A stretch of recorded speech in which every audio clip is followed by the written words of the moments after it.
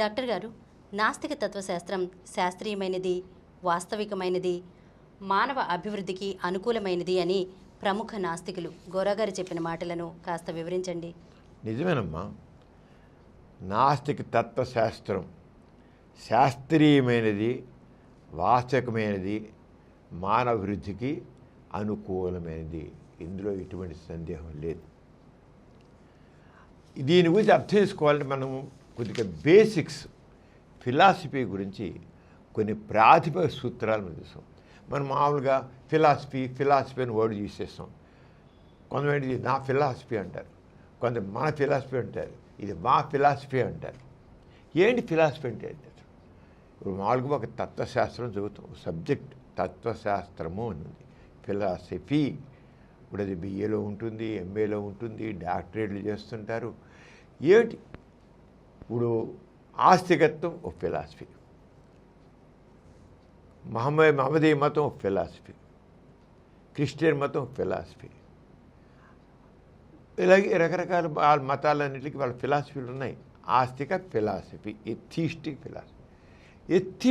Philosophy Gora గారు దాన్ని చక్కగా దాని అంతటిని తయారు చేశారు.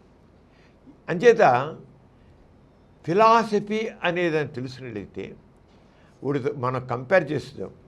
కిందటి దీంట్లో ఎపిసోడ్లో మనం ఆస్తికత్వానికి నాస్తికత్వానికి తేడా చెప్తూ, ఆస్తికత్వం అంటే నాస్తికత్వం ఎందుకు ఉన్నతమేదో అని చెప్పుకున్నాం. రకరకాల ఇదివరకు ఎపిసోడ్లో మనం చెప్పుకున్నాం. ఈ రోజున ఫిలాసఫీని గొప్పగా చెబుతుంటారు. ఆ ఫిలాసఫీల్లో నాస్తిక తత్వశాస్త్రం ఏదైతే గోరా గారు ప్రతిపాదించారో ఆ నాస్తిక తత్వశాస్త్రం ఎంతో శాస్త్రీయమైనది అనేది మనకు తెలుసు. అయితే ఈ నాస్తిక తత్వశాస్త్రం చాలా ఉన్నతమైనది, ఉత్తమమైనది, తక్కిన వాటికంటే గొప్ప చెప్పినది. అసలు ముందు బేసిక్స్, వాట్ ఈజ్ ఫిలాసఫీ తెలియాలి. మనం ఎందుకు చెప్పండి, ఫిలాసఫీ గురించి తెలియకుండా ఏదో ఫిలాసఫీ అది ఒక సిద్ధాంతం అలాంటి కాదు. ఈ ఫిలాసఫీ దానికి తీసుకెళితే గ్రీక్ భాషలో ఫిలో అంటే ప్రేమ అని, ఇది గ్రీకు పదంలోంచి వచ్చింది ఫిలాసఫీ అనేది. అంటే ఫిలో అనేది ప్రేమ, అలాగే సోఫియా అంటే జ్ఞానము. అంటే దీని అర్థం ఏంటి? మెయిన్గా జ్ఞానాన్ని ప్రేమించడం. జ్ఞానాన్ని ప్రేమించడం అంటే లవ్ ఆఫ్ విజ్డమ్. చెప్పండి ఒకటే ఒక వర్డ్, లవ్ ఆఫ్ విజ్డమ్. అబ్బా అతనికి ఎంత విజ్డమ్ ఉంది, దీంట్లో ఎంత విజ్డమ్ ఉంది అంటుంటాం. ఏంటి విజ్డమ్? ఇప్పుడు ఫిలాసఫీలో మరి ఫిలాసఫీ ఏం చెప్పాను? లవ్ ఆఫ్ విజ్డమ్ని ఆ విజ్డమ్ అనే దాన్ని మనం ప్రేమించడం, అభిమానించడం, గొప్పగా తప్పకుండా ఒప్పుకోవడం. వాడు చాలా వైజ్ మ్యాన్ అంటాం. వైజ్ మ్యాన్ ఏంటి వైజ్ మ్యాన్ అది? ఈ విజ్డమ్ అనేది తీసుకున్నట్లయితే మనం తేలిగ్గా విజ్డమ్ అని మామూలుగా ఏం చేస్తాము, దీని విజ్డమ్ అన్ని మన పర్యాపదాలు ఉన్నాయి. ఏమిటి అంటే ఒకటి వివేకం, విజ్డమ్ అదే జ్ఞానం దానికి కూడా వివేకం, జ్ఞానం, బుద్ధి అని. విజ్డమ్, లవ్ ఆఫ్ విజ్డమ్ అన్నాం. లవ్ ఆఫ్ నాలెడ్జ్, అలాగే లవ్ ఆఫ్ సోఫియా అంటే జ్ఞానం అన్నారు. జ్ఞానాన్ని ప్రేమించడం. జ్ఞానం అన్నంటే మన విజయంలో కూడా వాడు ఈశ్వరున్నాడు. వాడు ఏమన్నాడు ఫిలాసఫీ దాంట్లో? జ్ఞానాన్ని ప్రేమించడం అంటే లవ్ ఆఫ్ విజ్డమ్. సింపుల్గా అందుకని లవ్ ఆఫ్ విజ్డమ్. ఈ విజ్డమ్ దాన్ని తీసుకున్నట్లయితే దానికి పర్యాయ పదాలు ఏంటి అంటే మనం చెప్పుకోవాలంటే వివేకము,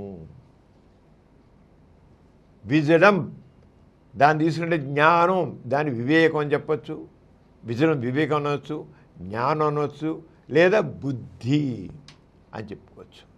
ఈ వివేకం అనేది ఏమిటి? వివేకం అనేది అంటే మంచి చెడులని గుర్తించి సరైన నిర్ణయాలు తీసుకునే సామర్థ్యాన్ని వివేకం అంటారు. వాడు చాలా వైజ్ మ్యాన్ అంటే అతనికి మంచి చెడులని గుర్తించి సరైన నిర్ణయం తీసుకునే సామర్థ్యం ఉంది. వాడు చాలా వివేకవంతుడు. వివేకవంతుడు అంటే చెప్పాం కదా, మంచి చెడులని గుర్తించి ఏది మంచి ఏది చెడు సరైన నిర్ణయం తీసుకోవాలి దానికి. లేదా జ్ఞానం. జ్ఞానం అంటే లోతైన అవగాహన లేదా పరిజ్ఞానం. లోతైన పని అంటే ఏదో పైపైన ఇదిలా కాదు, దాని గురించి డెప్త్, కంప్లీట్ డెప్త్లోకి వెళ్ళి తెలుసుకోవడం. ఏదైనా డెప్త్లోకి వెళ్ళి తెలుసుకోవాలంటాం మనం. లోతైన అవగాహన కావాలంటాం, ఏదో పైపైన జ్ఞానం కాదు. అంటే ఇక ఫిలాసఫీలో ఏం జరుగుతుంది? లోతైన అవగాహన లేదా పరిజ్ఞానం కలిగి ఉండడం. ఇప్పుడు మనం ఫిలాసఫీ గురించి తెలుసుకోవాలనుకుంటున్నాం కనుక దాని అర్థాన్ని ముందు ఏదైతే లోతైన అవగాహన అంటున్నాం కదా, ఆ లోతైన అవగాహన తెలుసుకోవడం కోసం ఈ పదాలు, పర్యాయ పదాల గురించి కూడా తెలుసుకోవడం. లేదా విజ్ఞత, అదే బుద్ధి. బుద్ధి అంటే తెలివి. అంచేత ఈ విజ్డమ్ అనే దానికి పర్యాయ పదాలు అంటే వివేకము, జ్ఞానము, బుద్ధి. బుద్ధి అంటే తెలివి. తెలివి అంటే మంచి తెలివి, అంతేగాని అతి తెలివి కాదు, అతి తెలివి. అంచేత విజ్ఞత అనేది అనుభవం ద్వారా వచ్చే విచక్షత. ఈ రంగా అంచేత ఈ రంగా మనం ఈ రోజున ఫిలాసఫీ గురించి తెలిసినప్పుడు నాస్తికత్వం ఎందుకని ఇది చాలా ఉన్నతమైనది, ఉత్తమమైనది, ఆస్తికత్వం కంటే అంటే దైవ కేంద్ర సిద్ధాంతాల కంటే మానవ కేంద్ర సిద్ధాంతం ఎంతో ఉన్నతమైనది, శాస్త్రీయమైనది, అదే ప్రాక్టికల్. అది మనం వాళ్ళ తెలుసుకుందాం, స్పష్టంగా తెలుసుకోవాలి, చాలా అవసరం. అంటే మనం ఏం చెప్పాము దాన్ని? విజడం, లవ్ ఆఫ్ విజడం. ఫిలాసఫీని తెలుసుకుంటే లవ్ ఆఫ్ విజడం అంటే తెలుసుకున్న వివేకం ఉంటుంది, జ్ఞానం ఉంటుంది, బుద్ధి ఉంటుంది, లోతైన అవగాహన ఉంటుంది. దాని ప్రకారం విషయాన్ని అర్థం చేసుకుని మంచి చెడు తెలుసుకుంటాం. బుద్ధి ఉపయోగించరా, నీ జ్ఞానాన్ని ఉపయోగించరా, నీ వివేకాన్ని ఉపయోగించరా అంట. ఈ ఉపయోగించే విషయం దాన్ని చెప్పేదాన్ని ఏమంటారు? ఫిలాసఫీ. ఎలా గుర్తిస్తావు? ఏ రకంగా గుర్తిస్తావు? మంచి చెడును ఎలా గుర్తిస్తావు? లోతైన అవగాహన కలిగించుకుంటావు? నీ బుద్ధిని ఎలాగ చక్కగా వికసింప చేసుకుంటావు? దాన్ని గురించి తెలియజేసేదాన్ని ఏమంటాం? ఫిలాసఫీ. ఫిలాసఫీలో ఆ రంగా అవగాహన కలిగి అంటే బేసిక్గా ముందు మనం తెలిస్తే మన నాస్తికత్వం గురించి ఎందుకు తక్కినట్టు గొప్పది అని మనం చెప్పుకుందాం. ముందు అర్థం చేసుకోవాలి. అంచేత ఈ తత్వశాస్త్రం అనేది జ్ఞానం, అది ఇచ్చేది ముఖ్యంగా ఏమిస్తుంది? తత్వశాస్త్రంలో ప్రధానంగా డిస్కస్ చేసే విషయాలు ఏంటి? ఫిలాసఫీలో ఏ విషయాన్ని డిస్కస్ చేస్తారు, ఏ విషయాన్ని చర్చించడం జరుగుతుంది, దేని గురించి చెప్పడం జరుగుతుంది. అది ముందు బేసిక్ కాదు. లోతైన అవగాహన అన్నాం కదా. లోతైన అవగాహన అంటే కావాల్సిన ముందు, దానికి కావాల్సిన ముందు రియాలిటీ, వాస్తవం. ఊరికే గాలిలో మేళ్ళ కడితే అది ఫిలాసఫీ ఒప్పుకోదు. అది ఎంత వాస్తవికమైనది, రియాలిటీ, బేసిక్ ఫండమెంటల్స్. ఫిలాసఫీ తెలుసుకోవాలంటే ఒక ఏదైనా సిద్ధాంతం గురించి, అది ఆస్తికత్వం కావచ్చు, నాస్తికత్వం కావచ్చు, ఇంకోటి కావచ్చు, దేని గురించి అని ఫిలాసఫీ తెలుసుకోవాలంటే ఫస్ట్ అది ఎంత వాస్తవికమైనది. ఫస్ట్ ఏంటి? వాస్తవికత. నాస్తికతలో ఘోరగా చెప్పిన మాత్రం వాస్తవికత, సంఘదృష్టి, వ్యక్తిత్వం అని చెప్పారు. అలాగే ఫిలాసఫీలో ఫస్ట్ తెలుసుకునేది రియాలిటీ, వాస్తవం. రెండోది జ్ఞానం, నాలెడ్జ్. ఫస్ట్ ఇది రియాలిటీ, సెకండ్ నాలెడ్జ్, దాన్ని జ్ఞానం అంటాం, లేకపోతే దాన్ని విజ్డమ్ అంటున్నాం. ఇక మూడోది ఏంటి? ట్రూత్, సత్యం. నాలుగోది ఏంటి? మొరాలిటీ, నైతికత. ఐదోది ఏంటి? సొసైటీ, సమాజం గురించి. సమాజం నుండి నేల విడిచి సామంటాం కదా, నేల విడిచి సామం కదా ఫిలాసఫీలో. నువ్వు ఈ ఫిలాసఫీలో నువ్వు చర్చించేటప్పుడు వీటన్నిటిని నువ్వు పెట్టుకోవాలి. ప్రతిదానికి ఒక పారామీటర్స్ ఉంటాయి. నువ్వు ఫిలాసఫీ గురించి ఒక విషయాన్ని నువ్వు చర్చించాలంటే, ఒక తత్వశాస్త్రాన్ని చర్చించాలంటే, దాని గురించి మాట్లాడాలంటే నీకు ఫిలాసఫీ ప్రకారంగా దానికి కావాల్సింది ఇది. చివరిది మానవ అస్తిత్వం, హ్యూమన్ ఎగ్జిస్టెన్స్, మనిషి గురించి తెలుసుకోవడం. అంచేత తత్వశాస్త్రంలో అనేది ఏ విషయాల్ని పరిశీలిస్తుంది? Reality, knowledge, truth, morality, society and human existence. ఈ మౌలిక ప్రశ్నలని క్రమబద్ధంగా విమర్శనాత్మకంగా అధ్యయనం చేసే శాస్త్రాన్నే ఏమంటారు? ఫిలాసఫీ అంటారు. ఇప్పుడు నేను చెప్పేసావా, వాటిని ఈ మౌలిక ప్రశ్నలకు సంబంధించిన వాటిని క్రమబద్ధంగా విమర్శనాత్మకంగా దాన్ని ఏమిటంటే విమర్శనాత్మకంగా అధ్యయనం చేసేదాన్ని ఫిలాసఫీ అంటారు. అంటే ఎప్పుడైతే నువ్వు ఫిలాసఫీ అనే దాన్ని తెలుసుకుందే, నాస్తికత్వం గురించి గోరా గారు చెప్పింది ఎంత శాస్త్రీయమైనది. ఇప్పుడు ఈ బేసిక్ ఫండమెంటల్స్ చెప్పాం మనం. ఈ ఫండమెంటల్స్ మీద ఏదైతే ఫిలాసఫీకి సంబంధించిన ఏవైతే బేసిక్ ప్రిన్సిపల్స్ విషయాలు కావాలో ఆ బేసిక్ ప్రిన్సిపల్స్ని మనం తెలుసుకోవాలి. అంచేత తత్వశాస్త్రం ఏదంటే ఏదైనా పరిశీలించండి, ఇది దీనికి సంబంధించిన ఫిలాసఫీ అంటే ఆ ఫిలాసఫీ గురించి ఇవన్నీ నువ్వు చూసుకోవాలి. ఇవన్నీ మనం అనుకునేవి బేసిక్గా. తత్వశాస్త్రం కేవలం సాంప్రదాయాలని, నమ్మకాలని లేదా ఆథెంటిసిటీని అంగీకరించదు. ఇది మా నమ్మకం ప్రకారం ఇది, లేదా మా ఆచారాల ప్రకారం ఇది, మా సాంప్రదాయం, మా అథారిటీ. ఇప్పుడు క్రిస్టియన్స్ అంటారు బైబిల్ ఈజ్ అథారిటీ అంటారు, ముస్లిమ్స్ అంటారు ఖురాన్ ఈజ్ అథారిటీ అంటారు, హిందువులు అంటారు వేదాలు అథారిటీ అంటారు. ఇంకంతే, దాని డబ్బే ఒప్పేసుకో, అదే ఫైనల్. ఇంక దాన్ని ఏం చెప్తే దాంట్లో ఏం చెప్తే కరెక్ట్, దాంట్లో ఏం చెప్తే అదే కరెక్ట్. ఎలా అవుతుంది? తత్వశాస్త్రం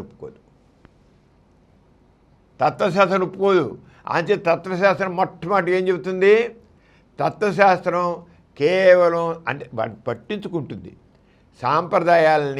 సాంప్రదాయాలు బట్టో, నమ్మకాలను బట్టో, లేదా అథారిటీ, దాన్ని అథారిటీ అంటాం. ఇది అథారిటీ అని చెప్తారు కదా, వాటన్నిటిని కూడా ప్రశ్నిస్తుంది తత్వశాస్త్రం.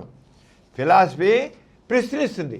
మనం చెప్పిన బేసిక్గా ఇంతకుముందు చెప్పుకుని చూసావా, ఏ గీట్ల మీద ప్రశ్నిస్తున్నది? Reality, knowledge, truth, morality, society and human existence అనేటువంటి గీటురాళ్ళ మీద ఈ ఫిలాసఫీని అది ప్రశ్నిస్తుంది. అంతేగాని చెప్పేసాం అంతే మా ఫిలాసఫీ గ్రేట్, నో. తత్వశాస్త్రం ఒప్పుకో. తత్వశాస్త్ర ప్రకారంగా అది చదువు. ఏం చేసేది? వాస్తవం ఏమిటి, ఏ రంగం పరిశీలిస్తుంది? తత్వశాస్త్రం చెప్తే ఫిలాసఫీలో దేని గురించి అయినా ఫిలాసఫీ అనేది ఏంటి? నీకు ఏం చెప్తుంది? నువ్వు దేన్నైనా సరే ఫిలాసఫీ నీకు ఏం చెప్తుంది? దేన్నైనా సరే ఇందులో వాస్తవం ఎంత, వాస్తవం ఏమిటి, రియాలిటీ, అలాగే ఏది నిజం, ఆ నిజాన్ని మనం ఎలా తెలుసుకుంటాం? నిజం అన్నారు కదా, నిజాన్ని ఎలా తెలుసుకుంటాం? ఊరు నిజం ఒప్పేసుకోవాలి కదా. నువ్వు నిజం అంటే ఒక కుక్కని తీసుకొచ్చి అది పిల్లి అంటే ఒప్పేసుకుంటావు నువ్వు? కుక్కని పిల్లి ఉంది అక్కడ వేరే, కుక్కని పిల్లి అంటే కుదరదు. అంచేత నిజం అంటే అది ఎంత తెలుసు. అలాగే మంచి చెడు అంటే ఏమిటి, జీవిత లక్ష్యం ఏంటి, న్యాయం అంటే ఏమిటి, దేవుడు ఉన్నాడా లేడా, చైతన్యం అంటే ఏంటి? మనం కాన్షియస్నెస్ అంటాం, చైతన్యం, కాన్షియస్నెస్. ఆ కన్సైన్స్ అంటాం. కన్సైన్స్ అంటే నీకు చైతన్యం, సమాజం ఎలా రచించబడాలి, వీటన్నిటిని బేస్ చేసుకుని తత్వశాస్త్రం ఏ సిద్ధాంతానైనా, తత్వశాస్త్రం ఏం చెప్తుంది? ఏ సిద్ధాంతానైనా సరే ఈ బేస్న అది ఫిలాసఫీగా సూట్ అవుతుందా లేదా. నేను వేళ ఒక విషయం చెప్తాను, ఇది నా ఫిలాసఫీ అంటే అది ఫిలాసఫీ అవునా కాదా అని తత్వశాస్త్రం యొక్క గీట్రాయి ఏంటి మనం ఇందాక చెప్పుకున్నాం. ఆ గీట్రాయి ఇప్పుడు మనం అనుకున్నాం కదా, ఆ గీట్రాయి మీద చేసి ఇది ఫిలాసఫీ కింద నిలబడుతుందా లేదా.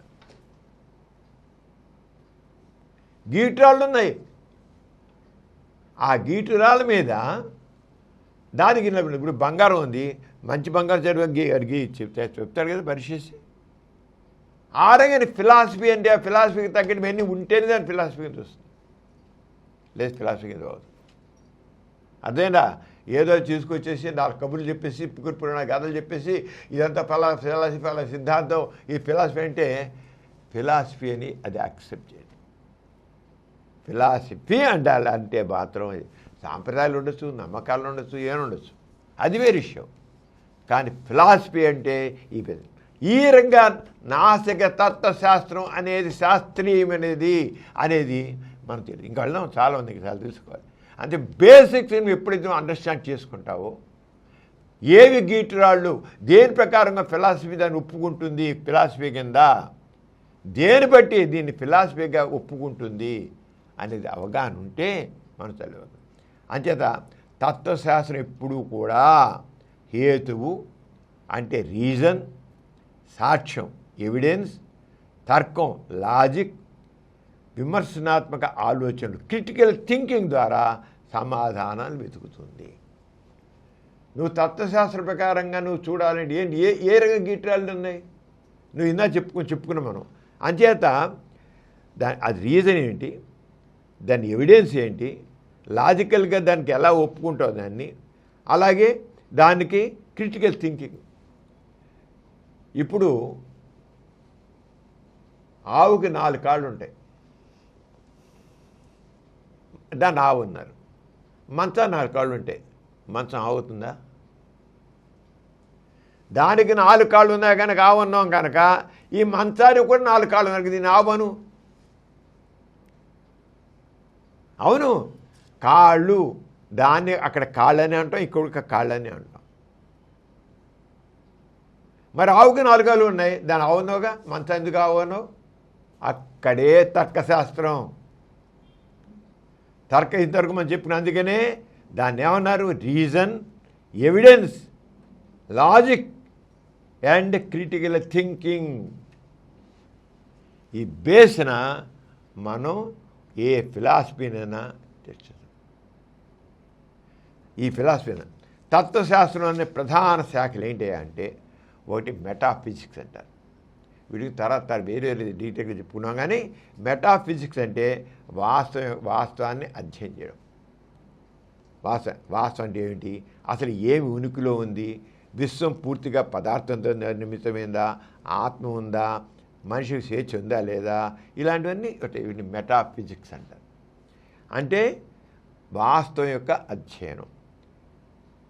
అలాగే ఇంకో 2 తత్వశాస్త్రంలో ఏమైనా తత్వశాస్త్రంలో ఏ విభాగాలు ఉన్నాయి. ఒకటి తత్వశాస్త్రం ప్రధాన శాఖలు, ఒకటి మెటాఫిజిక్స్, రెండోది జ్ఞానమీమాంస అంటారు. దాన్ని ఎపిస్టిమాలజీ అంటే జ్ఞానం యొక్క అధ్యయనం. అంటే దాంట్లో జ్ఞానం అంటే ఏమిటి, మనం ఏదైనా ఎలా తెలుసుకుంటాము, ఇవన్నీ తెలుసుకునేది. ఇక లాజిక్, తర్కం ఏ రకంగా తర్కం, లాజిక్ తర్కశాస్త్రం సరైన వాదనలు తప్పు వాదనల నుండి వేరు చేస్తుంది. లాజిక్ ఏం చేస్తుంది, ఇన్నాడు చెప్పేసావా, ఆవుకి 4 కాళ్ళు ఉన్నాయి, అది ఆవు. 4 కాళ్ళు ఆవు. 4 మంచాలు ఉన్నాయి కన్నా 4 మంచానికి 4 కాళ్ళు, ఇది కూడా ఆవు అంటే పోవు కదా. లాజిక్, అక్కడ లాజిక్, క్రిటికల్ థింకింగ్. 4 కాళ్ళు ఉంది ఆవు అయినప్పుడు 4 కాళ్ళు ఉంది మంచం ఎందుకు ఆవు కాదు, లేదా 4 కాళ్ళు మంచం ఆవు తిరుగుతాయి, అది ఇప్పుడు మంచం ఎందుకు కాదు. అక్కడే క్రిటికల్ థింకింగ్. ఈ వితండవాదాలు చేసేవాళ్ళు, ఈ ఆస్తికులు ఈ రకంగానే తిరకాసు పెడతారు.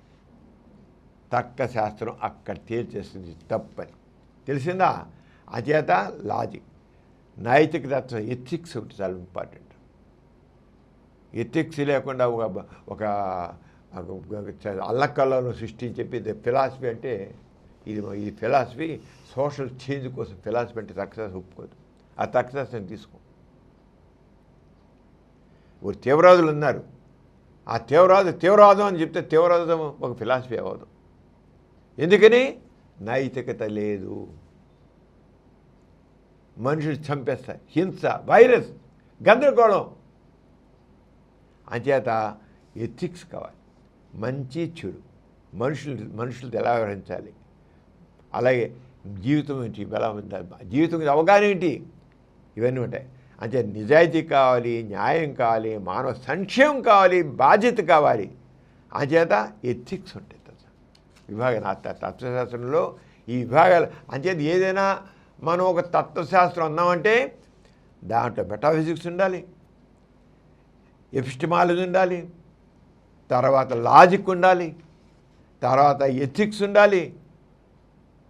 ఎథిక్స్ దాంట్లో మంచి చెడు అంటే ఏమిటి, మనుషులు ఎలా ప్రవర్తించాలి, జీవితం అంటే ఏమిటి, నిజాయితీ, న్యాయం, మానవ సంక్షేమం, బాధ్యత, ఇవన్నీ కూడా తర్కశాస్త్రం. అలాగే పొలిటికల్ ఫిలాసఫీ, రాజకీయ శాస్త్రం కూడా కోసం తత్వశాస్త్రం కూడా ఉంటుంది. నువ్వు ఒక్కడే కదా సమాజం, నువ్వు నీ నలుగు కాదు, మొత్తం ఒక పాలన, ఒక అడ్మినిస్ట్రేషన్ లేదా ఖయాస్. సమాజం ఇంతమంది ఉన్నవని ఏ రకంగా దీన్ని నువ్వు ఈ సమాజాన్ని మొత్తాన్ని నువ్వు కంట్రోల్ చేస్తావు, ఈ ప్రజలందరినీ నువ్వు ఏ రకంగా ఒకరి బట్టిగా చేస్తావు. ఒక మోక వేరు, ఒక సమాజం వేరు. మోక అనేది సమాజం అవుతుంది. మోకే అక్కడ ఎలా కుదురుతుంది? ఆ మోకం తీసుకుని ఫిలాసఫీ అంటే కుదరదు. నా ఫిలాసఫీ మోక అంటే కుదురుతుందా? కుదరదు. అక్కడే ఈరోజు చాలా ఇట్లా వచ్చేది. హింస చేస్తాం, ఇది మా ఫిలాసఫీ.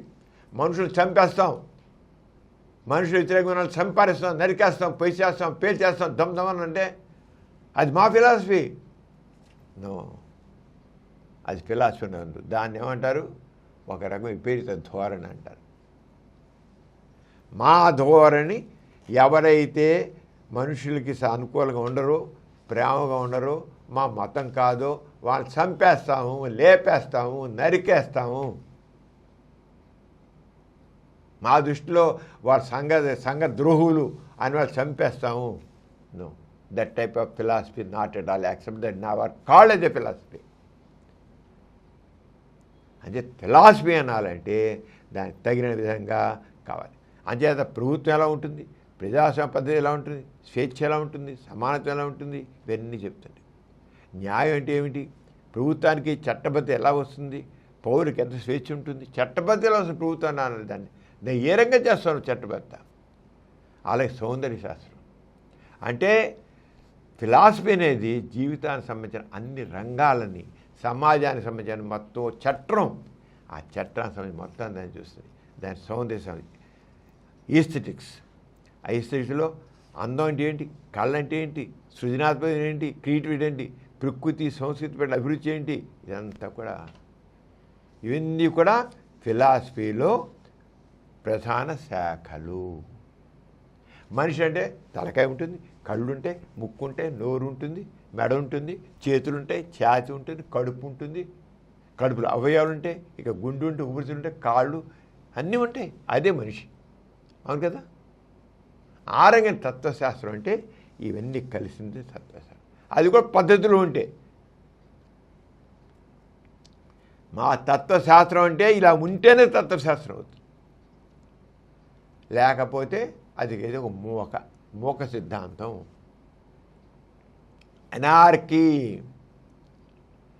ఈ బేసిస్ని చూసి మనం తీసుకోవాలి.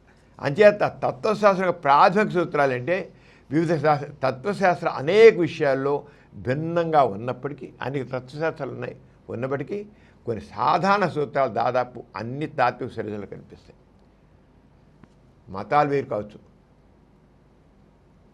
హిందూ మతం, బౌద్ధ మతం, ఇస్లామిక్ మతం, క్రిస్టియన్ మతం, అలా మతాలు ఉన్నాయి.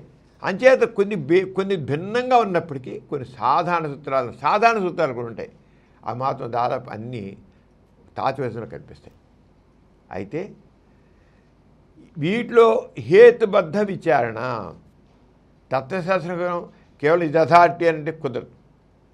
అది ఎంత హేతుబద్ధంగా ఉంది, దీన్ని ఎందుకు నమ్మాలి, తత్వశాస్త్రం ప్రశ్నిస్తుంది దీన్ని ఎందుకు నమ్మాలి అనే ప్రశ్నగా తాత్విక ఆలోచన కేంద్ర బిందువు. ఇది మా అథారిటీ, మా బైబిల్ మా అథారిటీ, మా ఖురాన్ అథారిటీ, వేదాలు మా అథారిటీ అంటే ఇది ఎందుకు నమ్మాలి, ఎందుకు నమ్మాలి అనేది ఈ ప్రశ్న తాత్విక ఆలోచన కేంద్ర బిందువు. అది గుర్తించాలి. ఎందుకు నమ్మాలి అని తాత్విక ఆలోచన కేంద్రం, దట్ ఈస్ సెంటర్ పాయింట్. నేను ఇలా అన్నాను, ఇది మా సిద్ధాంతం అంతే, ఇంతే మా సిద్ధాంతం కుదరదు. ఎందుకు నమ్మాలి? ఆ బేస్ నేను చూసి గోరాగారి ప్రతి నాస్తిక సిద్ధాంతం ఉంది, తత్వశాస్త్రం ఉంది, ఎంత గ్రేట్ ఉంది. ఇప్పుడు చెప్తుంటే గోరాగారు ఎంత చెప్తే ఇంతకాలం మనం చెప్పుకుంటూ వస్తున్నాం, ఏరుగా గ్రేట్ నువ్వు అర్థం చేసుకుంటూ ఉండొచ్చు. చివరికి ఎలా చెప్తాను నేను, కానీ నేను బ్యాక్గ్రౌండ్లో నేను ఇవన్నీ చెప్తుంటే నాస్తిక తత్వశాస్త్రం ఏరంగా గ్రేట్ తక్కినవాడన్నిటి కంటే. ఎందుకు గ్రేట్, ఎలా గ్రేట్, ఎలా శాస్త్రీయమైంది అనేది నేను చెప్పే ప్రతి విషయాన్ని నువ్వు వెనక్కి తెచ్చుకో, ఆలోచించి రెండో అన్వయించుకొని చెప్పాను. విమర్శనాత్మక ఆలోచనగా క్రిటికల్ థింకింగ్, మన మాట క్రిటికల్ థింకింగ్ కావాలంటాం. ఈ తత్వ మన అంచనాలని విశ్వాస పరిశీలన ప్రోత్సహిస్తుంది. దీని సాక్ష్యం ఏంటి, ఈ వాదన తార్కికంగా ఉంటుందా అని ప్రశ్నిస్తుంది. అలా సత్యాన్వేషణ, సెర్చ్ ఫర్ ట్రూత్. ఈ తత్వశాస్త్రం ప్రాథమిక సూత్రాలు అంటే ఒకటి రేషనల్ ఎంక్వైరీ, హేతుబద్ధ విచారణ. ఫస్ట్ ఏంటంటే ప్రాథమిక సూత్రాలు చెప్పుకుంటున్నాం. హేతుబద్ధ విచారణ అంటే నువ్వు లాజికల్గా నువ్వు ఫిలసాఫికల్గా, నేను దీన్ని ఫిలసాఫికల్ బ్యాక్గ్రౌండ్లో నేను దీన్ని చూస్తున్నాను. ఫిలసాఫికల్ బ్యాక్గ్రౌండ్, ఫిలాసఫీ అన్నావు కదా, ఆ ఫిలసాఫికల్ బ్యాక్గ్రౌండ్ దీన్ని చూస్తున్నానంటే ఏ సిద్ధాంతాన్ని సరే నువ్వు చూడాల్సినంటే రేషనల్గా హేతుబద్ధ విచారణ కావాలి. ఇది నా ఫిలాసఫీ అని అంటాడు. నా ఫిలాసఫీ అంటే రేషనల్ ఎంక్వైరీ పెట్టి దానికి ఆలోచించుకో, విమర్శనాత్మకంగా క్రిటికల్ థింకింగ్ ప్రకారం చేయాలి. అది అంతర్గతం.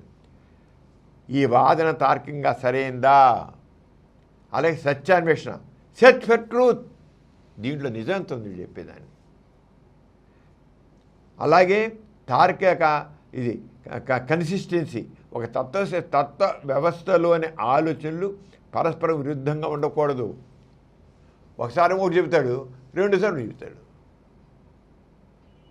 అహం బ్రహ్మాస్మి అంటారు అద్వైతం, ఇంకా ద్వైతం అద్వైతం. నువ్వే భగవంతుడు నువ్వు సత్యం, మరి భగవంతుడు వేరు నువ్వు వేరు ఎలా కూర్చుంది, పరస్పర విరుద్ధం ఉన్నాయి. భగవంతుడే నువ్వు అని ఒక పక్క చెబుతుంది, భగవంతుడు వేరు నువ్వేరు. ఆ భగవంతుని నువ్వు చేసుకొని వాడిని నువ్వు భగవంతుని చేయాలి వెళ్ళాలంటే ఇవన్నీ చెయ్యి. ఎలా అవుతుంది, నువ్వే భగవంతుడు, మళ్ళీ భగవంతుడు వేరుగా భవించడం ఏంటి అంటే పరస్పర విరుద్ధమైంది. అంటే ఊరికి ఎగ్జాంపుల్ చెబుతున్నాను. అహం బ్రహ్మాస్మి, నువ్వే భగవంతుడివి, నీలోనే భగవంతుడు ఉన్నాడు, అద్వైతం. నువ్వు దేవుణ్ణి ప్రసన్నం చేసుకోవాలి, ప్రార్థించు, పరస్పర విరుద్ధంగా లేదా? అక్కడి ఫిలాసఫీలోని ఆ ప్రాథమిక సూత్రాలు అక్కడ ఫిలాసఫీ బేస్లో గీ ట్రైలో ఇవన్నీ ఇది అవుతాయి. తర్కశాస్త్రం మరి ప్రాథమిక సూత్రాలు చెప్పుకుంటున్నాం కదా, దాంట్లో మరొకటి సత్యాన్వేషణ, సెర్చ్ ఫర్ ట్రూత్. అది కాకుండా ఇంకోటి ఏంటంటే కన్సిస్టెన్సీ, తార్కిక సుసంగతి అంటే కన్సిస్టెన్సీ, అదొక ఇది. అది ఇంకోటి ఏంటంటే క్లారిటీ, స్పష్టత కావాలి. ఇవనేంటి తత్వశాస్త్రం ప్రాథమిక సూత్రాలు.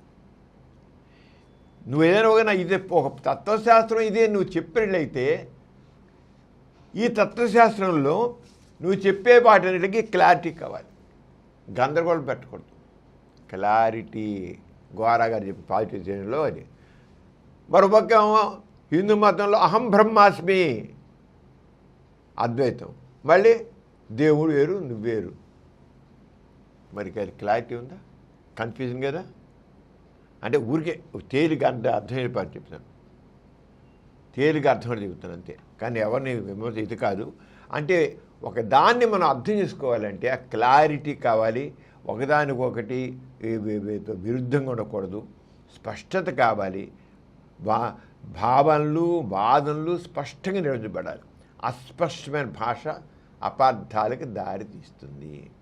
ఏమో ఒకటి అహంభాస్యం అనేది అద్వైతం ద్వైతం వాళ్ళు చెప్పే భాషలో అస్పష్టత ఉందేమో, ఒకటే వచ్చు మరి చెప్పమని అర్థం చేసుకుని తప్పుకోవచ్చు. అంటే అస్పష్టమైన భాష చాలా అపార్థాలకు కారణమవుతుంది. ఇప్పుడు నేను అద్వైతం ద్వైతం గురించి అంటున్నాను, ఏమో అది సరిగ్గా ఆ భాష పదాలు తెలియదు, నేను తప్పు అర్థం చేసుకోండి. అంచేదండి క్లారిటీ ఉండాలి, విశాలమైన దృక్పథం కావాలి, ఓపెన్ మైండ్నెస్ కావాలి. తర్కశాస్త్రంలో విషయాల్లో ఓపెన్ మైండెడ్గా ఉండాలి, క్రమబద్ధమైన ఆలోచన ఉండాలి, అంతే గందరగోళం సిస్టమాటిక్ థింకింగ్ ఉండాలి. ఇవన్నీ ఏంటి? తత్వశాస్త్రంలో ప్రాథమిక సూత్రాలు. ఇవన్నీ గోరగారు ప్రతిపాదించిన పాజిటివ్ తీజం ఉందే, ఇవన్నీ దాంట్లో స్పష్టంగా ఉంటాయి. చాలా క్లారిటీగా ఉండే గోరగారు ప్రతిపాదించడంలో ఏం గందరగోళం లేదు. ఏం చెప్పదలుచుకున్నారో చెప్పి సూటిగా ప్రతి ఒక్కటి ప్రతి దాంట్లో అదే పాయింట్, అదే man centred theory, man centred మానవ కేంద్ర సిద్ధాంతము. అంతే మానవ కేంద్ర సిద్ధాంతాన్ని అలాగే మొదటి చివరిదాకా పాజిటివ్ తీజం నా వెళుతుంది చివరిదాకా. అంచేందుకని క్రమబద్ధమైన ఆలోచన, సిస్టమాటిక్ థింకింగ్, తత్వశాస్త్రం విడివిడిగా ఉన్న విషయాలను కాకుండా మొత్తం ప్రపంచ దృక్పథాన్ని నిర్మించడానికి ప్రయత్నిస్తుంది. ప్రపంచ దృక్పథం ఈ సూత్రాలన్నీ అన్ని తత్వశాస్త్రాలు ఉపయోగిస్తే వర్తిస్తాయా? కొన్నిటికైనా ఏదైనా ఇది ఫిలాసఫీ అంటే ఏ సిద్ధాంతం వేసేది, this is philosophy of this religion, this is philosophy of this one అంటే ఇవన్నీ దాని అన్నిటికీ ఇది వర్తిస్తుందా? అన్ని సిద్ధాంతాలకి, అన్ని మతాలకి, అన్ని భావాలకి ఎవరైనా ఫిలాసఫీ అన్నట్లయితే ఇది వర్తిస్తాయి అంటే ఎస్, వర్తిస్తాయి. ఆన్సర్ ఏంటి? ఎస్. ఏవైతే ప్రాథమిక సూత్రాలు ఉన్నాయో అవన్నీ వర్తిస్తాయి. ఈ బేస్న నువ్వు థియజం చూడు, ఈ థియజం చూడు, అర్థమైందా? అన్నిటికీ ఫిలాసఫీ ఏం చెబుతుంది? ఈ సూత్రాలన్నిటికీ ఒకటే, దానికి కొంత దీనికి కొంత, ఎక్సెప్షన్స్ లేవు, నో ఎక్సెప్షన్స్. అంచేత ఈ చాలా తత్వ విషయాన్ని ఇక్కడ అర్థం చేసుకోవడానికి ప్రయత్నించారు. వాస్తవం, జ్ఞానం, నైతికత, మానవ జీవితం, ఇవన్నీ. ఇప్పుడు ఇవన్నీ ఏంటి? గ్రీక్ తత్వశాస్త్రమైనా, భారతీయ తత్వశాస్త్రమైనా, బౌద్ధ తత్వశాస్త్రమైనా, మార్క్సిస్ట్ తత్వశాస్త్రమైనా, అస్తిత్వవాదమైన, లేదా మానవాదమైన హ్యూమనిజం ఏదైనా సరే, ఎథిజం ఏదైనా సరే, అన్ని ముఖ్యమైన ప్రశ్నలకు క్రమబద్ధమైన సమాధానాలు వెతుకుతాయి. ఏ సిద్ధాంతం తీసుకో, అన్నిట్లో కూడా క్రమబద్ధమైన సమాధానాలకి దాంట్లో ఆన్సర్ దొరకాలి. కానీ అన్ని తత్వశాస్త్రాలు ఒకే విధాన్ని అనుసరించకపోవచ్చు. ఒక హేతువాదం, రేషనలిజం, హేతుకు ప్రాధాన్యత, ఒక సిద్ధాంతం హేతువాదానికి ప్రాధాన్యత ఇవ్వచ్చు, ఒకడు ఒక దానికి ఇవ్వచ్చు. కానీ పైన మనం చెప్పామే ఈ విషయాలన్నీ, ఈ ప్రాథమిక సూత్రాలు ఉన్నాయే, ఈ ప్రాథమిక సూత్రాలన్నీ అన్ని సిద్ధాంతాలు ఉంటాయి. కానీ వాటన్నిటిని పరిశీలించే దృక్పథం మాత్రం తేడా. ఓ హేతు హ్యూమనిజం ఉందనుకో, హ్యూమనిస్ట్ ఎప్పుడు చూస్తుంది. పాజిటివ్ అనుకో, మ్యాన్ సెంటర్డ్ ఫిలాసఫీ దగ్గర చూస్తుంది, అన్ని మ్యాన్ సెంటర్డ్ యూనివర్స్ చూస్తుంది. హ్యూమనిస్టులు ఒకలా చూస్తే పాజిటివ్ థింకింగ్లా చూస్తున్నాయి, ఎథిస్ట్ ఇంకోలా చూడవచ్చు. కానీ అప్రోచ్ వేరే వచ్చు. కానీ వీటన్నిటికి బేసిక్స్ ఉన్నాయే, అన్నిట్లో ఒకటిలా కావాలి. మనం ఏం చెప్పాము, తత్వశాస్త్ర ప్రాథమిక సూత్రాలనే అన్నింటిలో రావాలి. అంచేత దీనికి ప్రయోజనం రకరకాలుగా ఉన్న వ్యక్తిగత స్వేచ్ఛ, అస్తిత్వవాదం అని ఇలా ఉన్నాయి, అలాగే మార్క్సిజం అని ఉన్నాయి. అలాగే ఆస్తిక తత్వశాస్త్రాలు అంటే వాటిని ఎలాగంటే వాళ్ళు ఎలాగా ఆస్తిక తత్వశాస్త్రాలు దైవ ప్రకటన, దేవుని వాక్కు. బైబిల్ని దేవుని వాక్కు అంటారు, వేదాలని దేవుని వాక్కు అంటారు. వేదాలు అపౌరుషణాలు. అపౌరుషణం అంటే దేవుని నోటి నుంచి వచ్చాయి, మనుషులు మాట్లాడేవి కాదు. వేదాలనేవి దేవుని నోటి నుంచి వచ్చాయి, దేవుని వాక్కు అని అంటారు. కానీ మనుషులైంది ఎవరు రాయడు, అక్కడ దేవుని విటకు రావడానికి. కానీ వాటిని ఏమంటారు, అలా దైవ ప్రకటనలు, పవిత్ర గ్రంథాలు, ఆధ్యాత్మిక అనుభవాలు ఆ రంగా తీసుకుంటారు. ఇక లౌకికవాదం, హ్యూమనిజం కావచ్చు, లేదా ఎథిజం కావచ్చు, ఈ తత్వశాస్త్రాలు ఏ బేస్ చూస్తాయి, హేతువు, సాక్ష్యం, శాస్త్రీయ పరిశోధన, మానవ అనుభవం. వాటి దాన్ని మొత్తం వీటి మనం మొదటి చెప్పుకున్న ప్రిన్సిపల్స్ని ఏ బేస్ని చూస్తుంది, ఏ యాంగిల్లో చూస్తుంది. ఏ యాంగిల్ అంటే దీనికి ఏంటి కారణం ఏంటి, దీనికి ఆధారం ఏంటి, ఎవిడెన్స్. నాస్తికత్వం చూస్తుంది, ఎవిడెన్స్ ఏంటి దీనికి. దీని క్రిటికల్ థింకింగ్ కూడా చూస్తుంది. ఆ రంగా క్రిటికల్ థింకింగ్. అలాగే మనిషి జీవితంలో అది ఏ రకంగా అది అన్వయింపబడుతుంది, మనిషి జీవితంలో అనుభవం అనిపిస్తుంది. ఊరే గాల్లో మేళ్ళ కడితే కాదు, గాల్లో మాట చెప్తే కాదు, మానవ జీవితంలో అవి అప్లైబుల్ అవ్వాలి. ఎలా అప్లైబుల్ అవుతున్నాయి, ఏ రకంగా అవుతున్నాయి. ఊరికి చెప్పేసేసే ఏమైంది శుష్క వేదాంతం అంటారు. మనిషి యొక్క జీవితానికి, సమాజకి జీవితానికి ఏ రకంగా ఇవి అనుభవపడుతున్నాయి ప్రిన్సిపల్స్. అంతేగాని ఊరికే చెప్పేస్తే ఆ సిద్ధాంతాలు అవి ఉపయోగపడవు. దీని ప్రకారం, ఫిలాసఫీ ప్రకారం. ఇక పాజిటివ్ అయితే మరి నాస్తిక తత్వశాస్త్రం రెండు, అది ఆస్తికత్వం కావచ్చు, నాస్తికత్వం కాదు, రెండు కూడా తర్కాన్ని, నైతికతను, విమర్శనాత్మక విశ్లేషణను ఉపయోగించాలి.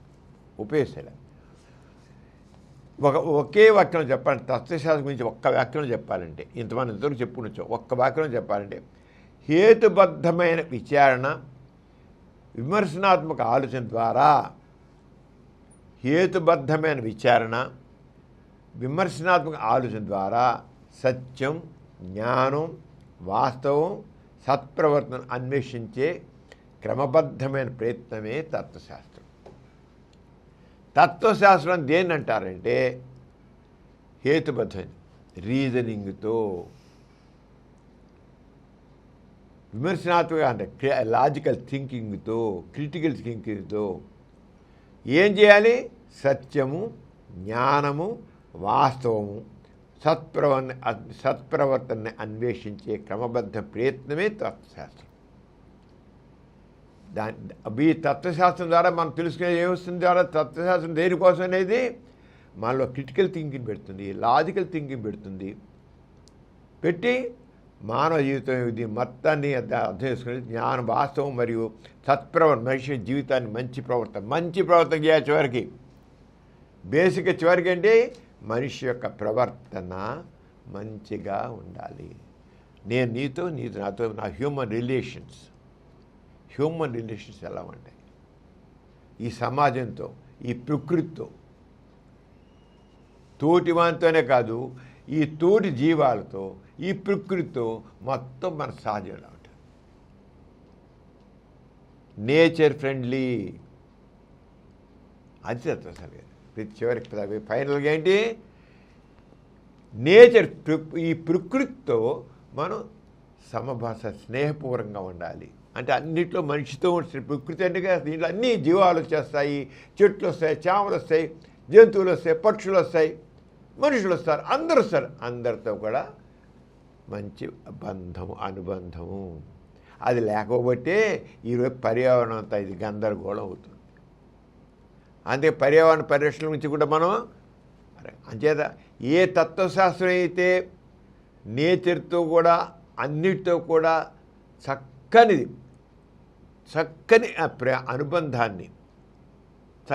అనుబంధాన్ని వాటి ఎగ్జిస్ట్ని గౌరవిస్తూ అన్నిటిని ప్రేమిస్తూ వాటితో చక్కగా ఉంటావో అది చక్కగా ఉంటుంది. అది ఏ తత్వశాస్త్రం ఫైనల్గా మొత్తం ఈ నేచర్కి ఫ్రెండ్లీగా ఉండాలి. మనం ఎవరికైనా చూసినట్లయితే మన నాసిక తత్వశాస్త్రం మానవ అభివృద్ధికి మూలం అని దానికి పనికి వస్తుంది అని గోరా గారు చెప్పినట్టు. శాస్త్రీయమైనది, మరి దాని నాసిక తత్వశాస్త్రం శాస్త్రీయమైనది, వాస్తవికమైనది, మానవ వృద్ధికి అనుకూలమైనది అన్నారు. అది ఇప్పుడు మనం తెలుసుకుందాం. శాస్త్రీయం అంటే మనం చెప్పుకుని వచ్చాం, ఎవిడెన్స్ బేస్, ట్రూత్ అని చెప్పుకుని వచ్చాం. అన్ని నాసిక దగ్గర కదా ఎవిడెన్స్ బేస్, దేనికైనా ఆధారం, దీనికి ఆధారం ఉందా. అలాగే హ్యూమన్ టచ్, నేచర్ లవ్, ప్రకృతితో మంచి సహజం మంచిదిగాను, ప్రకృతి వినాశం కాదు, ప్రకృతిని కూడా నువ్వు చక్కగా ఫ్రెండ్లీగా ఉన్నావు ప్రకృతి. అంచేత నాసిక తత్వశాస్త్రం సమర్థించే విషయంలో ఏమంటారని మనిషి జీవితానికి సంబంధించిన ప్రశ్నలకు సమాధానం వెతకడానికి హేతువు, సాక్ష్యము, అనుభవము, శాస్త్రీయ పరిశోధన ఆధారంగా తీసుకోవడం మానవ వృద్ధికి అత్యంత ఉపయోగకరమైన మార్గం. ఇది మానవ అభివృద్ధికి నాస్తికత్వం అనేది అదేంటి, శాస్త్రీయ పరిశోధనల ఆధారంగా తీసుకోవడం.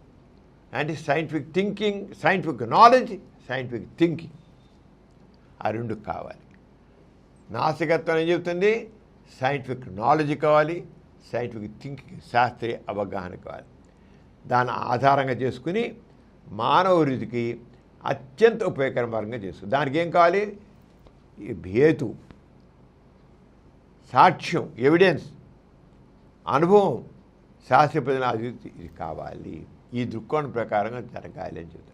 నాసిక తత్వశాస్త్రం వాస్తవ ప్రపంచాన్ని ఆధారంగా తీసుకుంటుంది. లేదు మాట్లాడు, ఇప్పుడు దేవుడు లేడు, ఊహ, ఎవిడెన్స్ బేస్ దొరుకుతుంది, ఆధారం దొరుకుతుందా? పరిశుద్ధ అంటే దేవుడు ఉందా? దైవభావం కేవలం ఊహ, అబద్ధం. కానీ ఆస్తికత్వం అంతా లేని దేవుని మీద ఆధారపడి చేసింది. ఇప్పుడు ఎలా అంటే ఆది మానవుడు, వాడికి అప్పుడు ఇంకా బుద్ధి వికసించలేదు, చాలా అనుభవం చాలా తక్కువ, వాడికి చాలా నిదానంగా జంతువుల నుంచి అలా బ్రెయిన్ డెవలప్ అవుతూ వచ్చింది. వాడు కోతుల నుంచి వచ్చి అలా వచ్చి మాట్లాడాడు కదా, హోమోస్పిషియస్ కదా వాడు. ఆ రోజులో జ్ఞానం చాలా లిమిటెడ్. ఏదైనా జరిగితే ఏమిటి, అయ్యో నేను తుఫాన్ ఆపలేకపోతున్నాయి, అయ్యో ఈ వరదని ఆపుకోలేకపోతున్నాయి, అయ్యో ఈ పాములు నేను చేయకపోతున్నాయి, అయ్యో ఈ పుల్లు నేను చేయలేకపోతున్నాను భయపడ్డాడు. భయం, అసక్తత. అంజేం చేశాడు, ఇలా వర్షం కురుస్తుంది, ఎక్కడి నుంచి కురుస్తుంది అంటే ఏదో శక్తి పైన ఉంది అన్నాడు.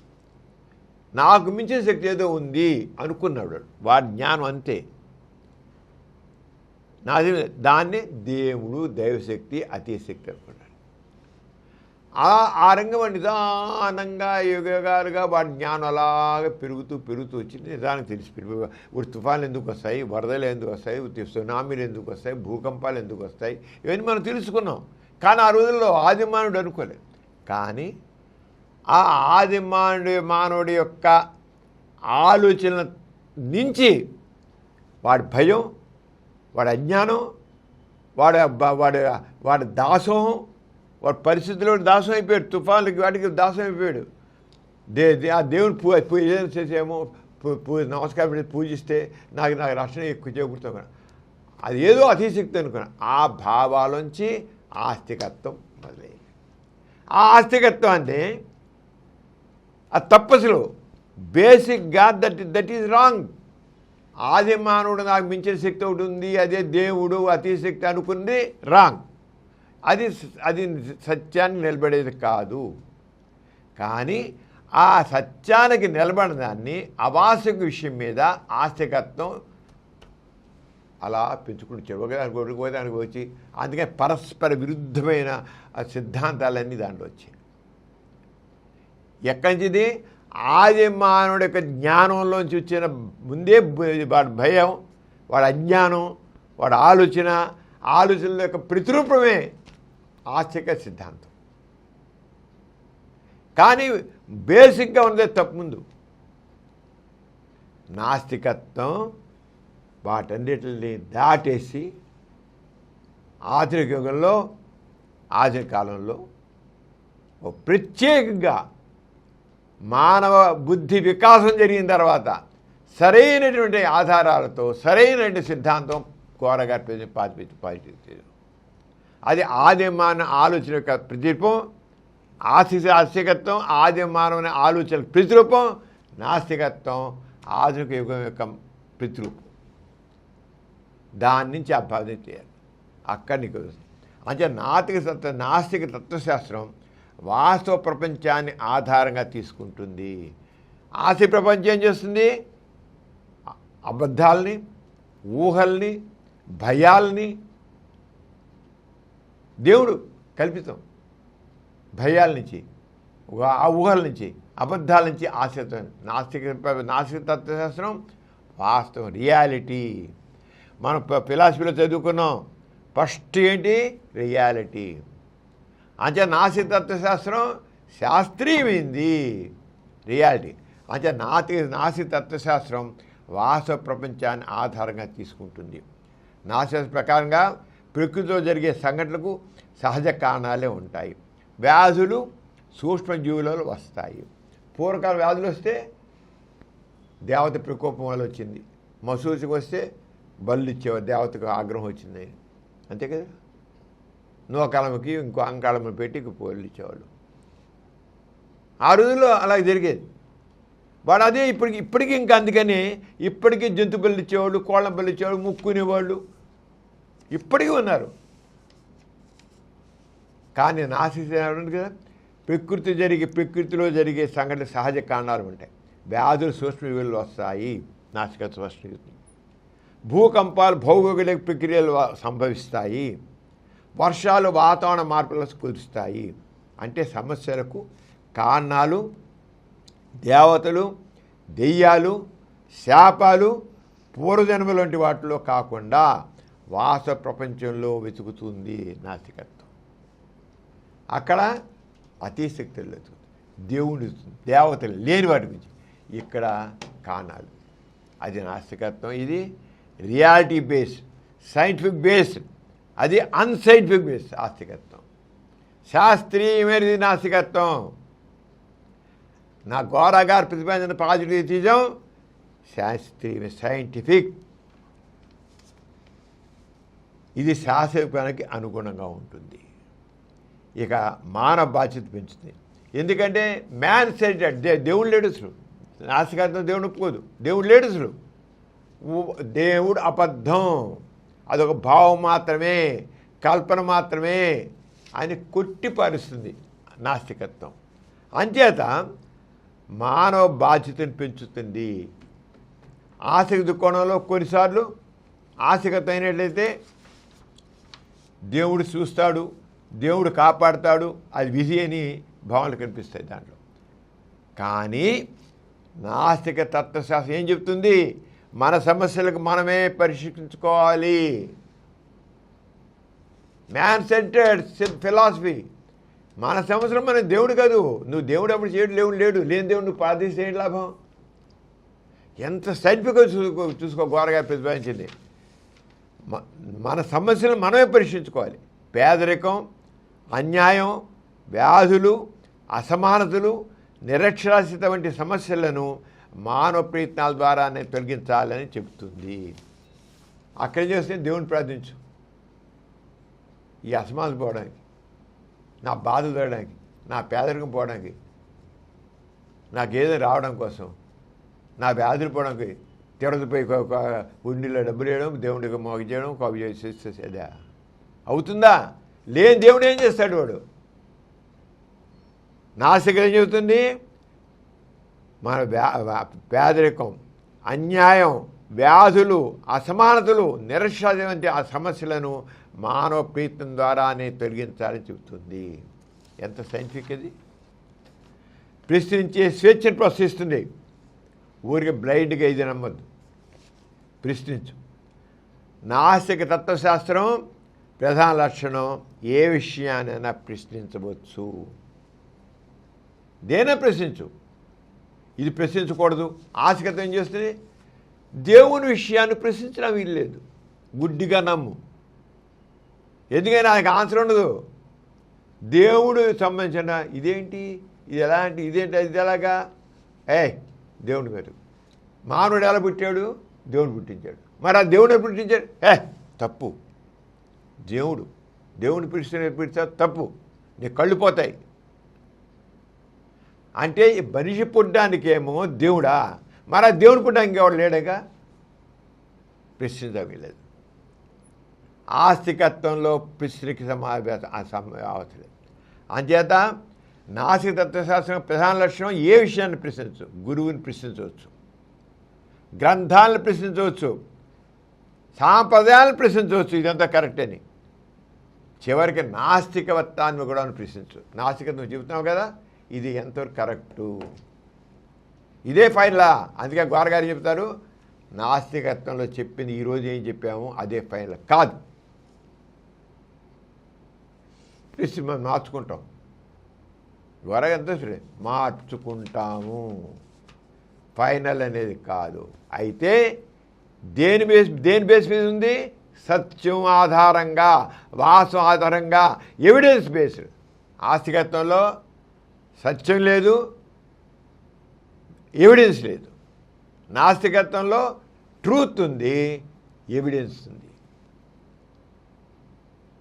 నాస్తికతనే ఉంది ట్రూత్, వాస్తవికత, ఎవిడెన్స్, ఆధారం.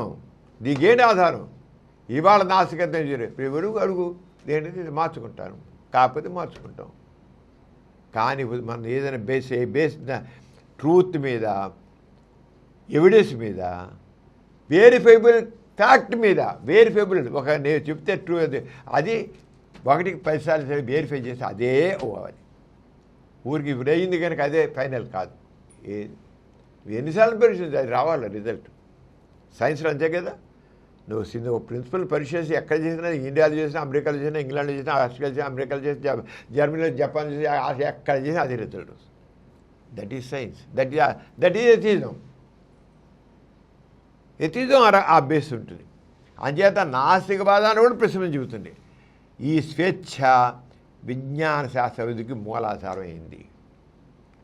అంటే శాస్త్రీయ దృక్పథాన్ని బలపరుస్తుంది నాస్తికత్వం. గోరగా ప్రతిపాదించిన నాస్తికత్వం శాస్త్రీయ దృక్పథాన్ని, సైంటిఫిక్ నాలెడ్జ్, సైంటిఫిక్ టెంపర్. దీనికి అందుకనే నాస్తికత్వం దేనికైతే దీనికి సాక్ష్యం ఏంటి? దేవుడు అన్నావు, ఏంటి చూపించు సాక్ష్యం ఏంటి? ఇది అన్నావు, ఏదో దీనివల్ల వస్తున్నా అన్నావు, ఏంటి సాక్ష్యం ఏంటి? ఎవిడెన్స్ చూపించు, ఊరికి చెప్పడం కాదు. ఏమిటి సాక్ష్యం అడుగుతుంది నాస్తికత్వం? ఏదైనా సరే, ఏ మతంలో చెప్పేదాన్నైనా సరే ప్రశ్నిస్తుంది. పరీక్షించగలమా? పరీక్షిస్తాం మేము. బాబా గారిలో వచ్చి విభూతిస్తే ఇది గాడి అంతాను, కాదు మార్చి ఉంటాడు. ఎలా మార్చా నుంచి పరీక్షిస్తా, నిలబెడతాడా? మోసగాళ్ళు. ఆస్తికత్వంలో ఒక నాస్తికత్వం పెద్దాన్ని పరీక్షిస్తానంటుంది. పరీక్షిస్తే నిలబడ, ఎవిడెన్స్ బేస్డ్, ఫ్యాక్ట్ బేస్డ్. అక్కడ ఆస్తికత్వం మీద గ్రేట్ మహత్యాలు ఉంటుంది, పెద్ద మహత్యాలు ఉంటుంది. మహత్యాలు ఎక్కడున్నాయి? మహత్యాలు లేవు. దైవశక్తి లేదు, అతిశక్తి లేదు. మహత్యం ఏంటి? ఏదైనా జరిగితే దాని సైంటిఫిక్ ప్రిన్సిపల్ ఏంటో చూడాలి, సైంటిఫిక్ బ్యాక్గ్రౌండ్ అని చూడాలి. అయితే మహత్యం సైన్స్ ఒప్పుకోదు. ఈ should be verifiable truth, evidence base అవ్వాలది. ఈ సాక్ష్యం ఏంటి? పరీక్షించగలమా? మళ్ళీ నిర్మించగలమా? నాస్తిక శాస్త్రం కూడా ఇదే విధాన్ని ఎక్కువగా అనుసరిస్తుంది. సైన్స్ ఏం చెప్తుందో అది. అందువల్ల చాలామంది నాస్తికులు నాస్తికవాదాన్ని శాస్త్రీయ ఆలోచన దగ్గరే ఉన్న తత్వశాస్త్రం. అందుకనే గోరగారు చెప్పారు, నాస్తికత్వం తత్వశాస్త్రం శాస్త్రీయమైనది. మానవ సంక్షేమాన్ని కూడా కేంద్రంగా ఉంచుతుంది మెయిన్గా. అందుకని గోరగారు నాస్తికత ఏం చెప్పారు? వాస్తవికత, రియాలిటీ, సంఘదృష్టి, అదే మానవ సంక్షేమాన్ని కేంద్రంగా ఉంచుతుంది. మరి దాంట్లో చెప్పి సోషల్ అవుట్లుక్ చెప్పింది, ఫిలాసఫీలో ఉంది సమాజం అని. అది మానవ సంక్షేమాన్ని కేంద్రంగా ఉంచుతుంది. మానవ నాస్తికత్వం హ్యుమానిటీ, హ్యూమన్ టచ్తో ఉంటుంది. మనిషి ముఖ్యం. ఈ ప్రపంచంలోనే మన జీవితం జరుగుతుంది, వేరే ప్రపంచం లేదు. కాబట్టి మానవ సంక్షేమం అత్యంత ముఖ్యమైనది. ఎక్కడ స్వర్గంలో సుఖం ఉంచాలే, ఇక్కడ కష్టపడు, నీ దేవుడు నీకు అక్కడ ఇష్టాలని అందు. ఇక్కడ ఇంక దేవుడు ఇంక స్వర్గం లేదు, నరకం లేదు, దేవుడు లేదు, ఏం లేదు. ఇక్కడే నువ్వున్న ఈ ప్రపంచాన్నే సుఖవంతం చేసుకో, స్వర్గం లేదు. అది నాస్తికత. దీని ఫలితంగా ఏదైతే మ్యాన్ సెంటర్డ్ ఫిలాసఫీ ఉందో దీని ఫలితంగానే ఇక అభివృద్ధి, సోషల్ ప్రోగ్రెస్ జరిగింది. విద్య, వైద్యం, మానవ హక్కులు, హ్యూమన్ రైట్స్, లింగ సమానత్వం, సామాజిక న్యాయం, ఇవన్నీ నాస్తిక సిద్ధాంతాలు. ఏదైతే సంఘ దృష్టి ఉందో, సామాజిక న్యాయం, సమాజంలో వాళ్ళందరికీ సమానమైన న్యాయం కావాలి, సమాన అవకాశాలు కావాలి, అందరికి సమాన సుఖం కావాలి, అందరికి విద్య కావాలి, అందరికి వైద్యం కావాలి, అందరికీ మా తోటి మనిషికి కూడా హక్కులు, నీకు ఎంత హక్కు ఉందో వాటి తోటి మనిషి ఉంది. లింగ సమానత, ఆడ మగ తేడా లేదు, లింగ సమానత్వం, సామాజిక న్యాయం, ఇవన్నీ కూడా ఈ సీజన్లో ఉన్నాయి. అలాగే మూఢనమ్మకాలపై విమర్శిస్తుంది. మరి అంటే ఆస్తికత అంతా మూఢనమ్మకాలే కదా. నాస్తిక తత్వశాస్త్ర ప్రకారం ముహూర్తాలు లేవు, జాతకాలు హొళక్కి, చేతబడని లేదు, దెయ్యాలు అనేది ఒట్టిది, శకునాలని లేదు. ఇవన్నీ కూడా ఇవన్నీ చెబితే శాస్త్రం నిలబడాలి. ఉన్నాయా? నిలబడతాయా? నమ్మకాలు అర్థం లేనివి నాస్తికత. అందుకనే ఆస్తికత్వంలో ఏవైతే జాతకాలు, చేతబడి, ముహూర్తాలు, దెయ్యాలు, శకునాలు ఉన్నాయో అదంతా రాంగ్, అశాస్త్రీయమైనవి. అందుకనే గోరాగారు ప్రతిపాదించిన పాజిటివ్ థీజం ఈ సైంటిఫిక్, శాస్త్రీయమైనది. థీజం అశాస్త్రీయమైనది. అంచేత గోరాగారు దేవుడు లేడనమే కాదు, మనిషి తన జీవితానికి తానే బాధ్యవహించడం.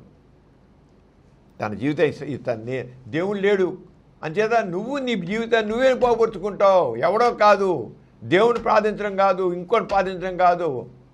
ఏదో శక్తి ఉంది, ఆ శక్తి నాకు చేయాలని కోరుకోవడం కాదు. కొంతమంది దేవుళ్ళ పైన ఏదో శక్తి ఉంది, ఏ శక్తి లేదు. ఉన్న శక్తి మానవ శక్తి. ఆ మానవ శక్తిని నువ్వు మానశక్తి ఏదైనా సరే నువ్వే కర్త, కర్మ, క్రియ. పాజిటివ్ చెప్పింది, ఎక్స్ట్రా ఏది లేదు. అంచేత మనిషి తన జీవితాన్ని తానే బాధ్యవహించాలి.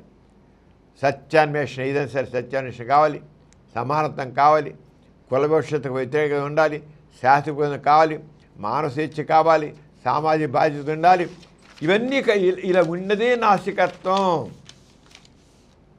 నాస్తికత్వం మానవ అభివృద్ధికి ఎంతగానో తోడ్పడుతుంది. మనం చెప్పాం కదా, నాస్తికత్వం ద్వారానే సామాజిక మానవ అభివృద్ధి దానికి అనుకూలమైనది. ఎందుకు నాస్తికత్వం మానవ అభివృద్ధికి తోడ్పడుతుందంటే ఈ సమాజం దీంట్లో వాస్తవికత, సంఘ దృష్టి, వ్యక్తి గౌరవం, వ్యక్తి విలువ, మ్యాన్ సెంటర్డ్ ఫిలాసఫీ. దాంట్లో అందరికీ అవకాశాలు కావాలి, ఆర్థిక అవకాశాలు కావాలి, సామాజిక అవకాశాలు, విద్యాభివృద్ధి కావాలి. ప్రతి వాడి విద్య కావాలంటాం. అంచేత సమాజం ఎలా అభివృద్ధి చెందుతుంది? విద్యలో అభివృద్ధి చెందుతుంది. చదువుకుంటే ప్రశ్నించే స్వభావం పెరుగుతుంది, శాస్త్రీయంగా అభివృద్ధి చెందుతుంది, సాక్ష్యాలపై ఆధార పరిశోధన మనకు సాగుతుంది, సామాజిక సంస్కరణలు వస్తాయి, కులమత లింగ వివక్షతను ప్రశ్నించే అవకాశం ఉంటుంది, ప్రజాస్వామ్యం బలపడుతుంది, వ్యక్తి స్వేచ్ఛకు ప్రాధాన్యత లభిస్తుంది, నైతిక బాధ్యత పెంచుతుంది, దేవుడు భయం కాదు, మనుషుల పట్ల బాధ్యతతో ఉండాలని చెప్తుంది. దేవుడి భయం అమ్మో దేవుడు చేస్తాడు అనుకునే అలా కాదు. ఇది నీ బాధ్యత. తోటి వాడికి తోడ్పడి నీ బాధ్యత. ఈ సమాజంలో నువ్వు పద్ధతితో ఉండవు, నిబద్ధతతో ఉండవు, నీ బాధ్యత. ప్రతి వ్యక్తి బాధ్యత చెబుతుంది. ఆస్తికత్వం బాధ్యత తప్పదు, సామాజిక బాధ్యత తప్పదు. నువ్వు ఇక్కడ మంచి చేస్తే నీకు మోక్షం వస్తుంది చెబుతుంది. ఆ మోక్షం ఏంటో తెలియదు. ఇక్కడ అలా కాదు. This is your responsibility. మొదటి నుంచి నైతిక బాధ్యత ఉంటుంది. అంటే నైతికత అంటే గొరగా ఏం చెప్పారు దీంట్లో నాస్తిక తత్వశాస్త్రం సమాజానికి ఎలా అభివృద్ధి చెందుతుంది, ఎలా సమాజం అభివృద్ధి చెందాలంటే విద్య కావాలి, ప్రశ్నించే స్వభావం ఉండాలి, సైంటిఫిక్ నాలెడ్జ్, సైంటిఫిక్ టెంపర్ కావాలి, ఎవిడెన్స్ బేస్డ్గా పరిశోధన జరగాలి, సామాజిక సంస్కరణ జరగాలి. ఉన్న దాంట్లో నుంచి ఇప్పుడు ఉన్న దాంట్లో నుంచి కుల మత లింగ వివక్షతలు ప్రశ్నించే అవకాశం ఉండాలి. ప్రజాస్వామికం కావాలి. ప్రజాస్వామికం ఏంటంటే ప్రజల చేత ప్రజల పాలన. అంతే. ఇప్పుడున్న ఈ పార్టీ పాలనను ఈ వ్యక్తి పాలన కాదు. ప్రజలు సరైన ప్రజాస్వామికం కావాలి. వ్యక్తి స్వేచ్ఛకి ఎక్కువ ప్రాధాన్యత ఇవ్వాలి. నైతిక బాధ్యత అంటే ఈ రకంగా ఆధునిక శాస్త్రం, వైద్యం, సాంకేతికత, ప్రజాస్వామ్యం, మానవ హక్కులు వంటి రంగాల్లో హేతువు, సాక్ష్యం, విమర్శనాత్మక ఆలోచన, శాస్త్రదృక్పథం అత్యంత ముఖ్యమైన విస్తృతంగా అంకేమైనది. అందుకే అనేక మంది తత్వవేత్తలు, శాస్త్రవేత్తలు మానవ ఎదురు మానవ అభివృద్ధికి అత్యంత అవసరమైనది హేతువు. ప్రశ్నించే తత్వం కావాలి, సాక్ష్యం కావాలి, ఎవిడెన్స్ బేస్డ్, స్వేచ్ఛాయుత విచారణ కావాలి, అలాగే మానవ బాధ్యత కావాలి. ఈ విలువలు నాస్తికత్వం ద్వారానే వస్తాయి. అంచేత నాస్తికత్వం అనేది ఘోరగా నాస్తికత్వం అనేది అది శాస్త్రీయమైనది, వాస్తవికమైనది, మానవ అభివృద్ధికి ఎంతో తోడ్పడేది. దీంట్లో డౌట్ లేదు. అంచేత తత్వశాస్త్రాన్ని నాస్తిక తత్వశాస్త్రం ఒకటి ఉంది కనుక దానికి ఒక బేసిక్స్ ఉన్నాయి కనుక ఆ బేసిక్స్ ప్రకారంగా ఏ మత సంబంధించిన తత్వశాస్త్రాన్ని సరే మనం చూసినట్టయితే వాటిలో ఘోరగా ప్రతిపాదించిన positivism this is number 1 great one. ఈ కార్యక్రమం మీకు ఎంతో నచ్చింది కదా. ఇటువంటి మరిన్ని వీడియోల కోసం అనతి కాలంలోనే 21 కోట్ల వ్యూస్ సాధించిన సమరం ఛానల్ సమర్పించు పాజిటివ్ ఎథియిజం తెలుగు ఛానల్కు సబ్స్క్రైబ్ చేయండి, లైక్ చేయండి, మీ ఫ్రెండ్స్కి షేర్ చేయండి. అలాగే ప్రక్కనున్న గంట సింబల్ని ప్రెస్ చేయడం మర్చిపోకండి.